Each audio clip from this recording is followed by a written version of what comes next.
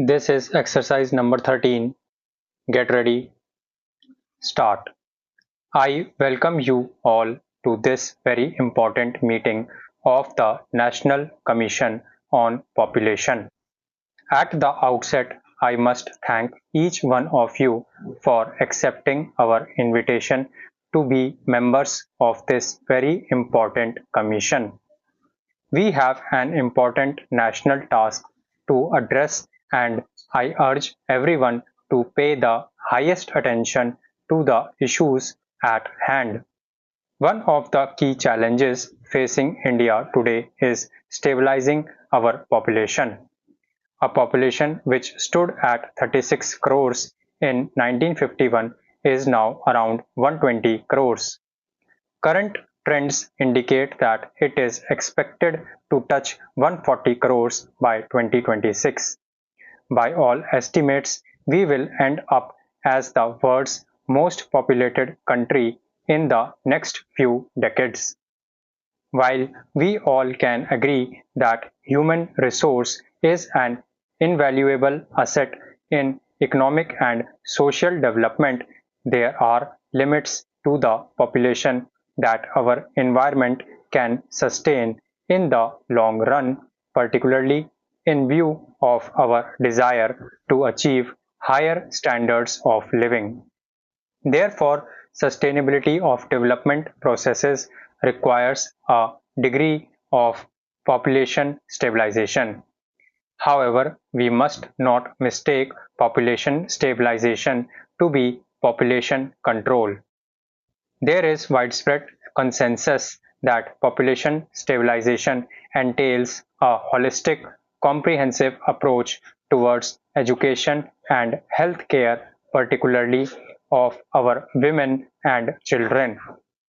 Investment in comprehensive health care coupled with a wider development policy addressing the educational and economic needs of our population together with raising the social status of our women must be the key to any population stabilization strategy.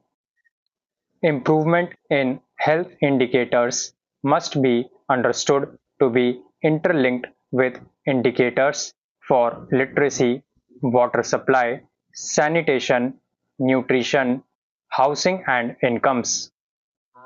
In this context, I believe that unless our population policy is integrated with our wider development policy, it can never achieve the objective of population stabilization within a reasonable time frame. I draw your attention to the experience of states like Kerala, Tamil Nadu, Andhra Pradesh, Karnataka, and Himachal Pradesh. The link between social and human development and demographic trends is obvious and too stark to ignore. I urge all political parties, social activists, and policymakers in states with high population growth to study and learn from the experience of these states.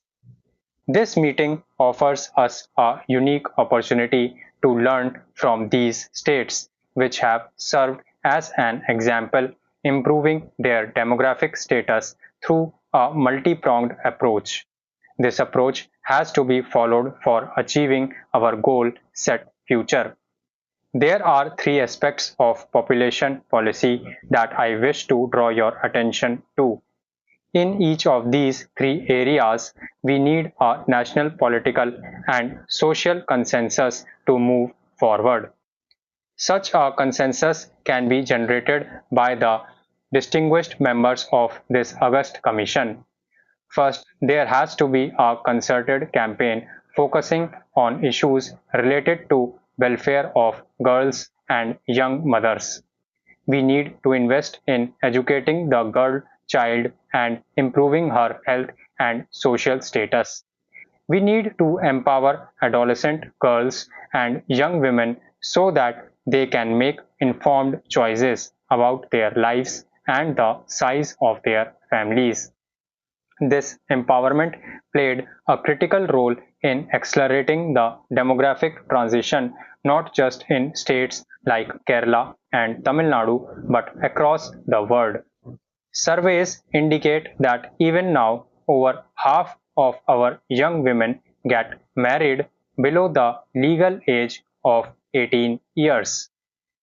They do not have information or easy access to contraception of any kind. This has contributed to the demographic pattern of too early, too frequent, and too many children. This is more prevalent in demographically weaker states. We need to address this problem.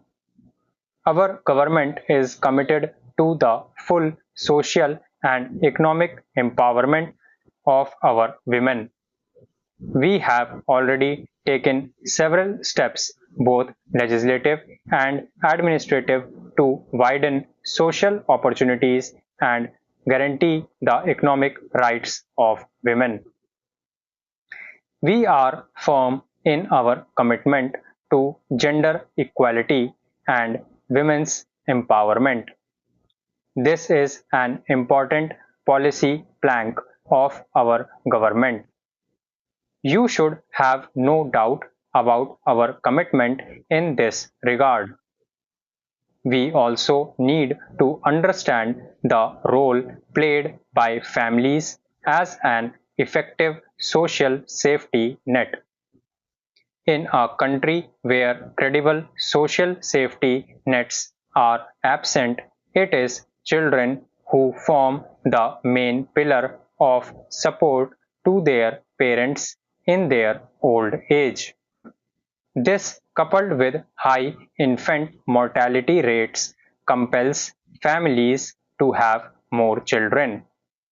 Having an effective old age care system along with a focused drive to reduce infant mortality will, I believe, reduce the incentives for having large families. Empowerment of women and a holistic approach to reproductive and child care will enable this to happen, and I would want greater attention to be paid to this aspect. Second, in addition to giving focused attention to the welfare of girl, child, and women, there has to be a concerted campaign to improve the health and educational status of the entire population in general.